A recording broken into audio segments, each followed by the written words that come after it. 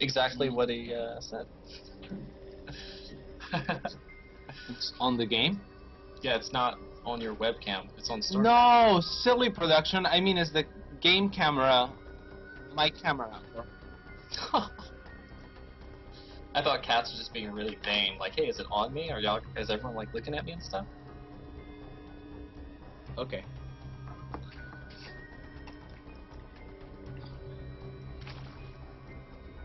So, yeah. We have Heavens, and we have Ostogy, and everything thus far is normal. No Absolutely. early pools. No, Early pools are actually quite normal, so but everything is super normal. Yeah, everything's standard. Like it can be normal and standard. I think it's two different things.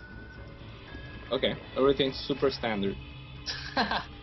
We have a 14. Actually, it was like a 13 gas actually going down for Heaven's LighT. Now you said yesterday that a 13 gas usually indicates a one-base Baneling play, right?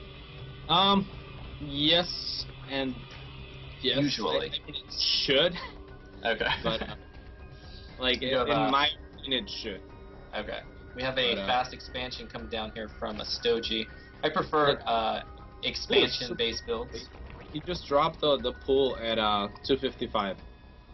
So that's a pretty late pull. He's definitely gonna mine like at least 130 gas before that pulls out, assuming that he doesn't take any drones of gas.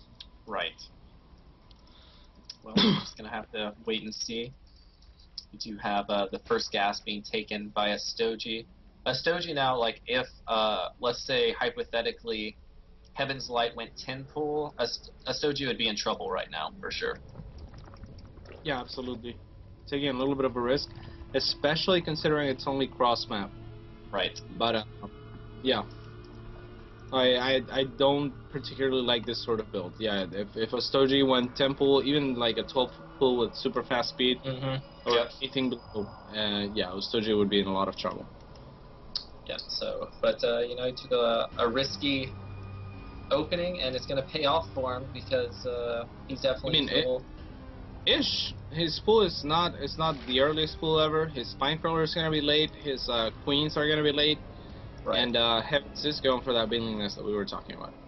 And you know, here's another huge drone transfer, and I don't like big drone transfers in ZBZ.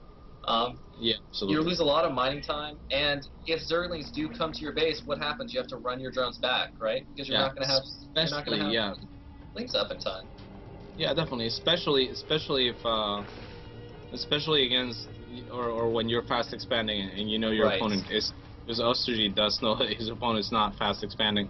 Exactly. So yeah, I mean, if he had just 4 speed links and decided to be annoying and he stopped making speed links there, he could just do that. Yep. A lot of times when I do fast expansion based plays, and I know my opponent is not expanding, I won't even worry about getting Zergling speed. Instead, I'll just go straight to a Baneling nest. What do you think of stuff like that? Where you just play very defensive? Yeah, definitely. That works as well.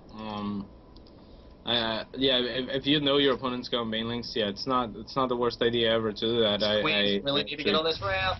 You better get on that ramp. Yeah, they really do. Oh, sweet Baneling hit, and this is exactly what he needs to do. Do not explode the Banelings on drones, please. Unless he gets a really nice clump, he should not be trying to explode the Banelings on drones. Yeah, so that didn't do too much. I think the best controlling those Banelings. Yeah, he really did. That's a little bit disappointing.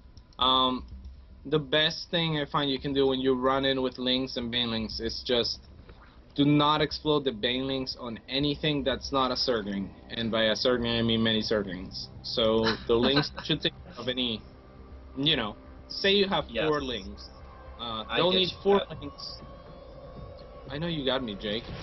We're talking to the Plats. Manner.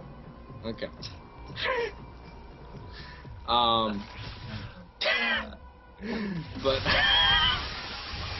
But yeah, say you got 4 links inside their base. Like they'll need to pull more than 4 links to stop your links. They pull anything less, your 4 links will be able to take care of it. They pull anything more, you have Banelings around. If they don't pull anything, then your links are good to kill their drones. So the banelings are just important to like make sure that nothing comes close to your links, in my opinion, and that's the best way to play when you. Oh. Yeah, this Now is looking really, really bad for our Zerg Heaven's Light. I do not think he has a chance at all to come back in this game. He's just really far behind. Long as the Stoji doesn't make any big blunders, I think he'll easily win this game just by how far ahead he is. Wait, what just happened?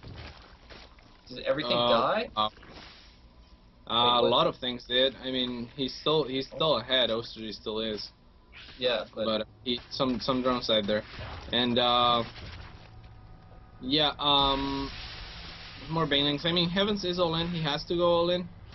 That's definitely the right call, and that's what he's going for. That baneling, man, that baneling is scary for Heavens. Yeah.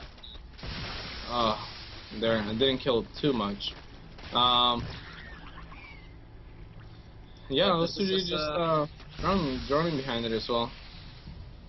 Yeah, and still more and more Zerglings coming out here for that's game. Heavens, and that's game, yeah.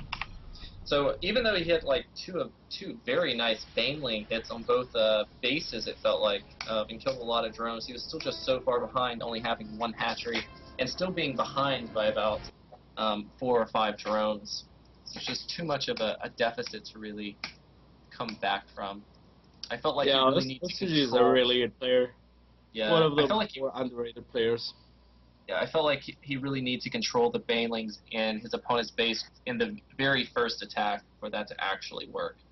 And he kind of blundered it all up, and it just put him too far behind. Yeah, that was definitely a turning point. When he ran inside, he only ran inside with a few Zerglings though, so you got to be really careful with those. You got to be really careful with whatever you run inside with. Sure. But yeah, I mean, that was a good run by, but it killed one drone? I don't know. It just, not the greatest outcome. Yep. Couldn't agree anymore. So, so it's now tied up 1-1. It'sGoSu versus Team LighT. We'll be back after this short break with the third game. For sure.